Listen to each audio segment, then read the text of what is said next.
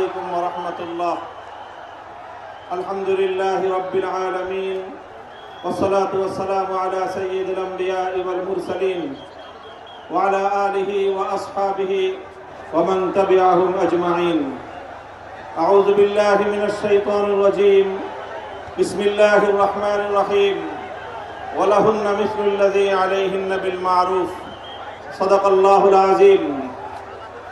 আজ 2025 সালের 3রা মে বাংলাদেশের রাজধানী ঢাকার ঐতিহাসিক সোহরাওয়ার্দী উদ্যানে আয়োজিত হেফাজতে ইসলাম বাংলাদেশ আহত এই মহা সমাবেশকে লক্ষ্য করে আমি সর্বপ্রথম স্মরণ করতে চাই ওই সকল বীর শহীদদেরকে।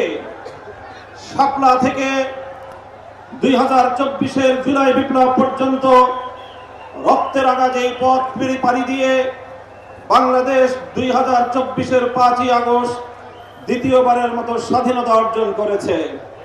সেই স্বাধীন বাংলার মাটিতে দাঁড়িয়ে আমরা শপথে বাণী উচ্চারণ করতে চাই, রক্ত দিয়ে স্বাধীনতা এনেছি, প্রয়োজনে রক্ত দিয়ে সেই স্বাধীনতা আমরা রক্ষা করবো ইনশাআল্লাহ।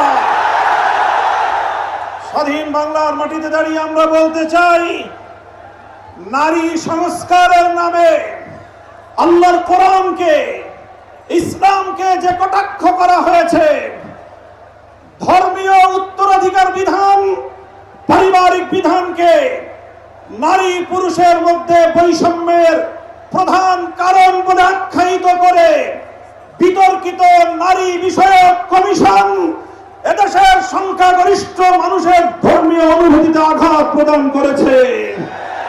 ধর্মীয় অনুভূতিতে আঘাত প্রদান করবার অপরাধে তাদের বিরুদ্ধে আমরা রাষ্ট্রের শাস্তিমূলক ব্যবস্থা দেখতে চাই।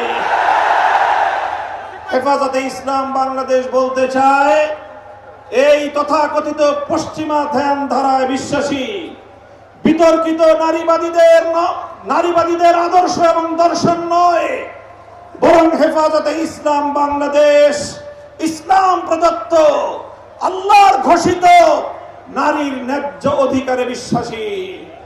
ইনশাআল্লাহ হেফাজতের সংগ্রামী মহাসচিব কর্মসূচি ঘোষণা করবেন।